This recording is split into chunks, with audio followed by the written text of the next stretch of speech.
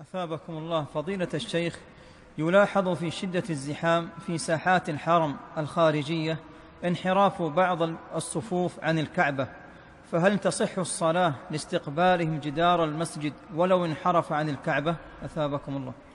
والمقرر عند العلماء أن من كان داخل الحرم لزمه أن يستقبل عين الكعبة، ومن كان خارج الحرم كأهل مكة يستقبلون المسجد، العبرة بالمسجد، ما هم ملزمون بأن يستقبلوا عين الكعبة. وذلك قال تعالى: فول وجهك شطر المسجد الحرام. ومن كان خارج مكة العبرة أن يستقبل مكة، جهة مكة. أما وضع الآلات والتدقيق ودرجة كذا ودرجة كذا هذا كله ما احنا ملزمون به. النبي صلى الله عليه وسلم جاءنا بدين سمح وسهل ميسر، ما بين المشرق والمغرب قبلة، ما بين المشرق والمغرب قبلة. هذا في المدينة، يعني كل من استقبل جهة الجنوب في المدينة فهو مستقبل للقبلة.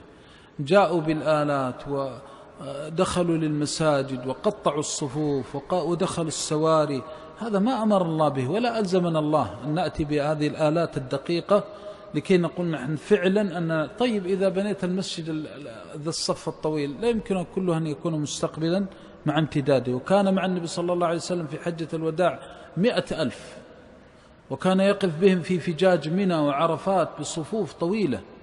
هذا أمر مقرر عند العلماء ما ألزمنا الله.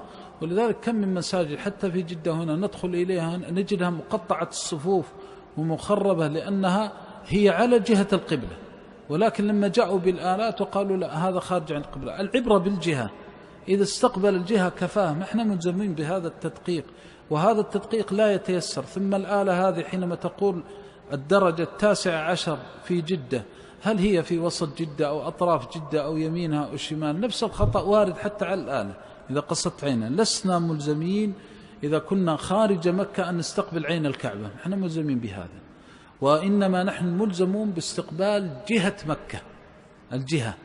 فإن كانت في الشرق نستقبل الشرق، كل من استقبل الشرق فقبلته صحيحة وصلاته صحيحة، بنص حديث النبي صلى الله عليه وسلم: ما بين المشرق والمغرب قبلة. كما أنه في المدينة قال: ما بين المشرق والمغرب قبلة، يعني إذا اتجه لأن قبلة المدينة جنوبية، فيصبح المشرق عن اليمين والمشرق عن اليسار والمغرب عن اليمين في المدينة.